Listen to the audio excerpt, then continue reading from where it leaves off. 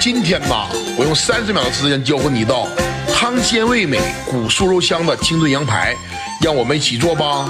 首先我们冷水下锅，锅开以后啊，撇去浮沫，再放入大片的葱姜，再放入一个忽悠料包，盖上盖子啊，先炖它50分钟。炖好以后啊，咱们码入盘中，撒入食盐，再撒入白胡椒粉，再撒入葱花香菜，再浇上啊咱们忽悠原汤，就可以开吃了。